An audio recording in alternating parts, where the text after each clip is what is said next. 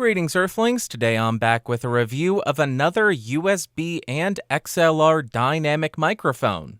That microphone being the Maono AU-HD300T. If you are interested in this microphone, it will cost around $65. Like always, I'll throw some links down below. And for the majority of this review, I will have the microphone connected directly to my Mac. My gain is set at 100%. I'm recording at 16-bit 48 kilohertz, and I will not do any kind of post-processing, but I may have to boost it a little bit in post, so check the doobly-doo to see what I diddly did. And now let's talk about what comes in the box. What a shocker, you are going to get the microphone. You'll get this shock mount system that also allows you to attach the provided pop filter or windscreen to it. That shock mount does have a 3/8 to 5/8 inch microphone stand adapter. You'll get a desktop microphone stand, an approximately 2-meter USB-C to USB-A cable, approximately a 3-meter XLR to XLR cable, and a little bit of documentation. Next, as far as the build quality, I really don't have any complaints about this thing. It does have an all-metal body. It also has a metal grill. There's no give to it. On the side, you have an on-off switch. The indicator light is cleverly hidden when you switch the microphone off. Beneath those, you have a plus and minus button, which have a lot of tactile click to them. This will adjust the computer playback volume either up or down. As we move around the microphone, there is nothing else on the sides, but when we look at the rear of the microphone, you will find a 3.5mm headphone jack, which does offer zero latency monitoring and computer playback, and you are not able to turn off or adjust the level of your zero latency monitoring. You'll of course find the USB-C plug so you can connect this to your computer. You'll find an XLR port. And if it at all matters to you, this microphone is made in China. Then as far as the specs, this microphone has a cardioid polar pattern. However, it looks a bit more like a hypercardioid pattern. It has a frequency response of 40 Hz to 17 kHz. The sensitivity is not provided, so we have no idea what it is. It has a bit depth of 16-bit and a sample rate of up to 48 kHz. Now I am moving around the Maono to 90 degrees so you can hear the off-axis rejection and coloration. We'll continue around to 180 degrees. Here's what it sounds like from the rear. Continuing around to the second 90-degree angle, and then rotating and ending at the front of the microphone. Now let's see how well the provided pop filter works. Please bring pizza pronto. Please bring pizza pronto. Please bring pizza pronto. Now I am right on top of the microphone to demonstrate the proximity effect on this thing. About 3 inches off of the mic with it pointed at the corner of my mouth, and here is how it sounds. About 1 foot away from the microphone, 2 feet away from the microphone, and about 4 feet away from the microphone. Now I am typing on a keyboard with Gatoron blue switches to see how much of my voice versus how much of the keyboard it picks up. And for all you gaming folk out there, I am typing on the sad W keys. Game on, gamers. Here is how the microphone sounds in a well-treated room. And here is how the microphone sounds in a completely untreated room. And now to see how well the provided shock mount works, I'll go ahead and tap on my desk to see how much of that it rejects. And I'll tap on the boom arm.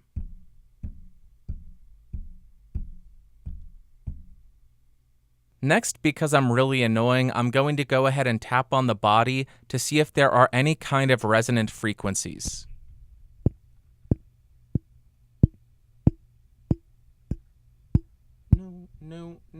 No. Next, in case you're curious about this, I will go ahead and turn on and off the microphone so you can hear what kind of noise that generates.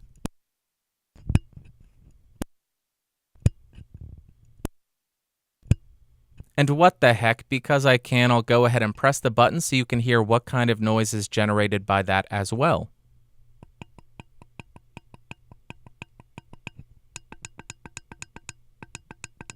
Next, because the microphone at least looks like it's trying to be a handheld mic, I'll go ahead and pass it back and forth so you can hear what kind of handling noise this microphone picks up.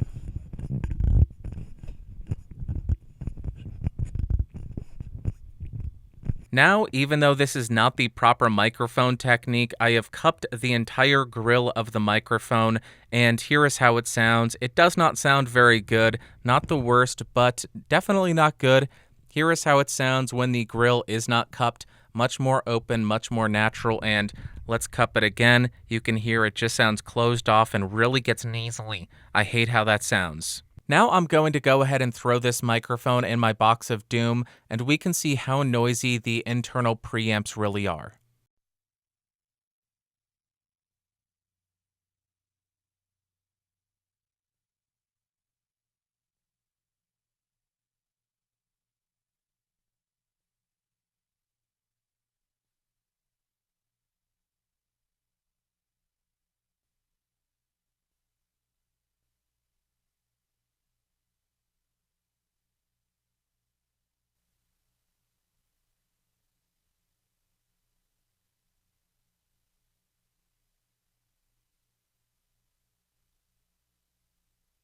Next, I want to do a quick test to see if there is a difference between the XLR and the USB output.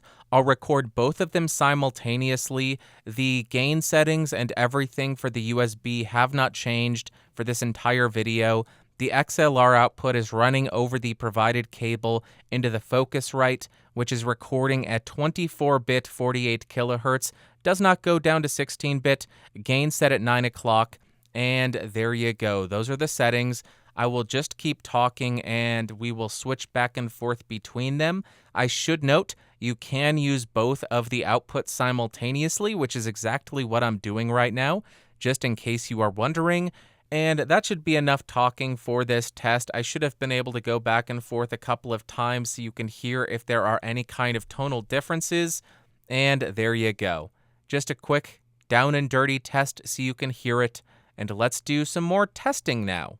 And next, like always, we're going to do a quick comparison between the microphone we're reviewing and its direct competitors, which is mainly going to be, or only going to be, other XLR and USB dynamic microphones. So let's go ahead and do that right now. We'll start on the microphone that I'm reviewing. This is the Maono. I am 3 inches off of this thing. My gain is at 100%. I am recording 16-bit 48 kilohertz. Check the lower third to see how much I boost each of these in post, and let's jump to the first mic. Now we are on the classic Samson Q2u. This is another XLR USB dynamic microphone, recording 16-bit 48 kilohertz. My gain is set at 50%, and here is how this sounds. This is $5 more expensive than the Maono. How does it sound in comparison? Quite a bit more gain, 50% versus 100%, and we're hitting around the same level, 3 inches off. Let's jump back and do another comparison. Back again on the Maono so you can hear this before we jump to the next microphone, which we are going to do right now. Next, I am on the Audio Technica ATR2100-USB. This is an $80 USB XLR microphone. I am about 3 inches off of this thing. My gain is set at maybe 15%. It's very hot for some reason, but there you go, Audio Technica. This goes for $80 as opposed to the $65, and I don't know if this is really available anymore since they have replaced it with the ATR2100X, which we will compare in a second. But let's do the Maono and hear that. Back for a third time on the Maono. Here is how it sounds. Nothing has changed. Everything remains exactly as it has always been. Well, not as it has always been, but you get the point. Let's jump to the next microphone. Next, we are on the Audio Technica ATR2100X-USB. This costs $100, and this is the updated version too. The 2100-USB has a USB-C output, hotter headphone output, and $100 if I did not mention that. Gain is set at 60%. I am recording 16-bit 48 kilohertz. Even though this does do 24 up to 192 kilohertz, I want it consistent across the comparisons. And there you go. ATR 2100X-USB. Let's jump back and do another comparison. All right, we're back on the Maono again for a fourth time. Here is how it is sounding. Get a good feel for the tonal qualities of this microphone, and let's do another comparison. Next, I am on the Samson Q9u. This is another XLR USB dynamic microphone. This costs $200. I am recording 16-bit 48 kilohertz. Same story as the ATR 2100X. Can record a higher resolution, but I am limiting it to 1648 so that it's more comparable to the Maono. And my gain is set at 50%. I do have the mid boost on this engaged, and here is how it sounds. $200 versus $65 for the Maono. There you go. Let's jump back and do another comparison. Here we go, back on the Maono again, in case you aren't getting enough of it. Here is how it sounds. Check the lower third for the boostings of all of these mics, and let's jump to the next one. Next, I am on the Shure MV7. This costs around $250. Again, 16-bit 48 kilohertz. In the Shure Plus Motive app, my gain is set at 30 dB. I do not have any processing engaged, and here is how this sounds 3 inches off of the end of this thing. There you go. Shure Motive MV7 versus the Maono AU-HD300T. Okay, jump back to the Maono and let's do one more comparison. And in case you were worried that I wasn't going to continue this run that I've been doing, you were wrong. Here we are on the Maono again, and do you know what the next microphone is going to be? A microphone that the Maono ought not be compared to, yet here we are. In the seventh circle of hell. This is my hell. Welcome. Nice and toasty and warm here. And lastly, we are on the Neumann U87 Ai. This is a multi-pattern condenser microphone. It is XLR. I am on the cardioid mode. I am running this over the Maono XLR cable, and now I'm very concerned. What if this cable gets stuck in this mic? This is a terrible idea. I'm running this into the Focusrite 18i20, gain it around 11 o'clock, 24-bit 48 kilohertz, and there you go. Not a very useful comparison. That's why I didn't bother changing the bit depth and all that for the Focusrite, but I'm going to keep this bit going as long as I can. Even though it's not funny, I don't think it's very useful, but I'm going to keep doing it. Deal with it. Now let me know which of these microphones was your favorite in the comments down below. Was it the Q2u, ATR 2100, ATR 2100X, Q9u, or Shure MV7, or the Maono? Let me know in the comments down below. Then as far as latency, with the sample rate at 48 kilohertz and an I/O buffer size of 64 samples, we have a round-trip latency of 8.5 milliseconds, or a 4 millisecond output latency. Jumping up to 128 samples, we have 11 milliseconds round-trip, or 5.2 milliseconds output. And when we jump up to 256 samples, we have a 16.5 millisecond round-trip latency, or an 8 millisecond output.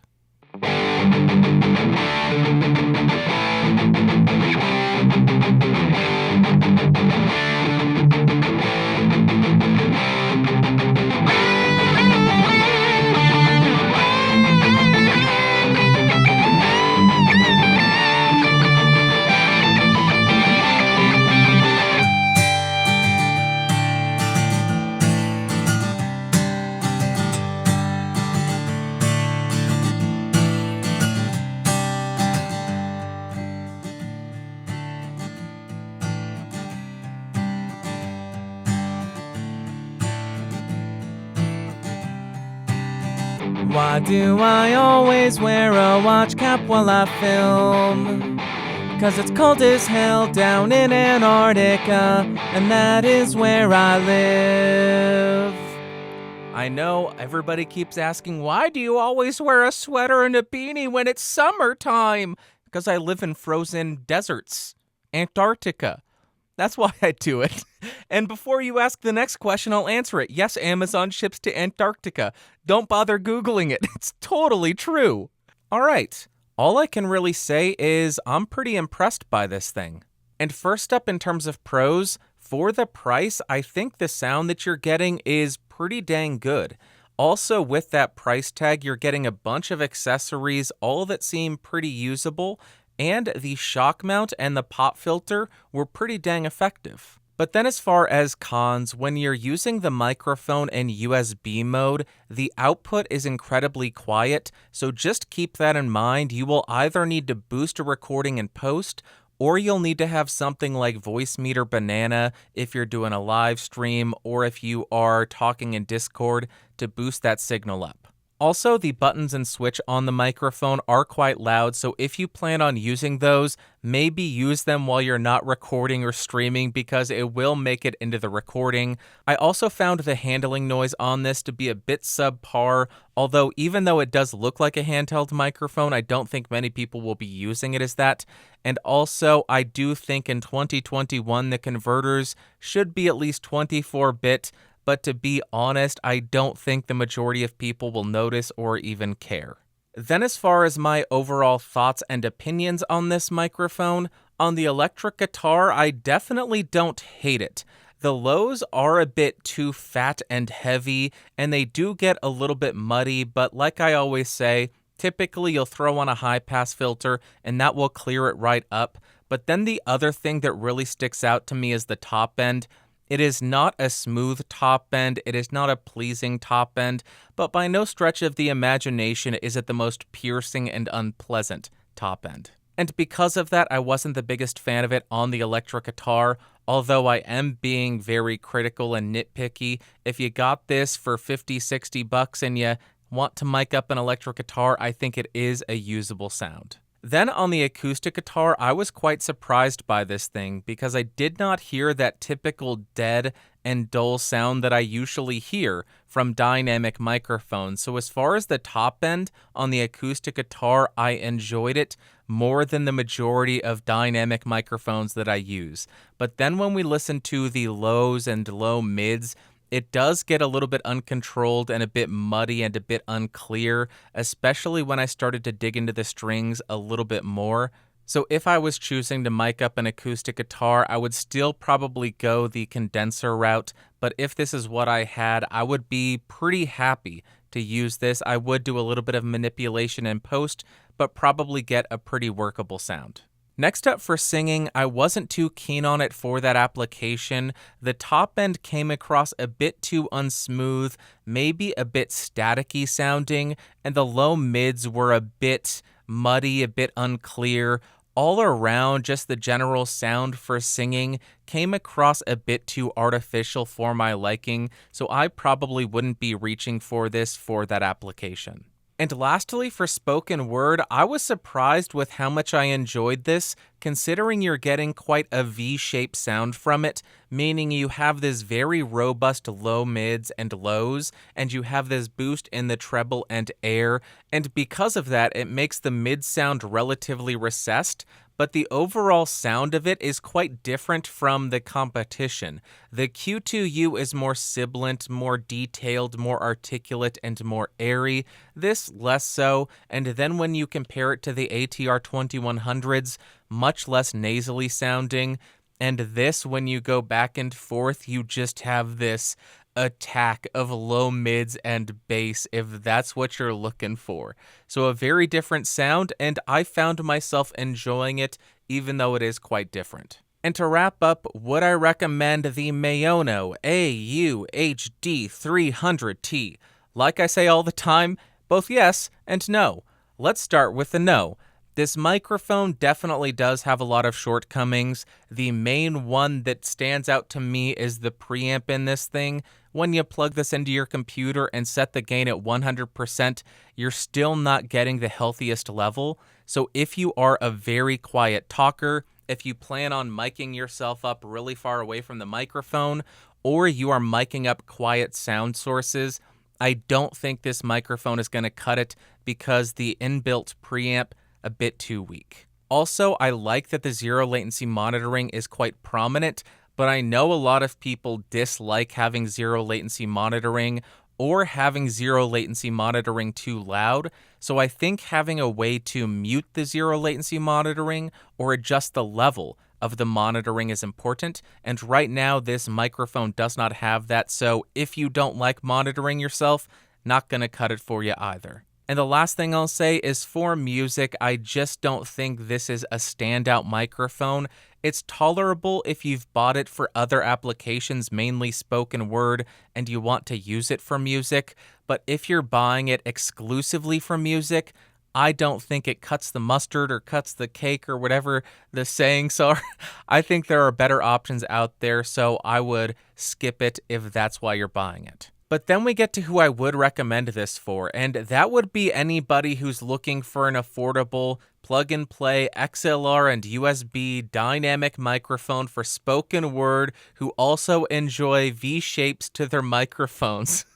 Did I add enough discriminators to make that so specific that only one person fits the criteria? But that is who I really would recommend it for. I do also want to add a reminder that this does have very quiet inbuilt preamps, so you will need to either boost your recordings in post, or you'll need some kind of software like Voicemeeter Banana to bring up the signal before you send it to a stream or before you send it to Discord. Alright, I think that's going to wrap up for today, but if you want a higher quality version of the audio for this review, I will have a link in the description, and like I always do, I throw it on podcastage.com. If you found this video fun, interesting, or helpful, go ahead and give me a thumbs up. If you hated it, give me a big old thumbs down. If you want to hang out in the Discord server, hey, Discord partner, what a hoodie, go to podcastage.com/Discord, and if you want to support the channel and become one of these amazing people over here, you can do so by clicking that join button or going to patreon.com/podcastage and joining at the $5 tier or higher. It really does help me continue to bring you these videos. So until next time, thank you all so much for watching. Thank you so much for listening. I will talk to you next week. Bye-bye.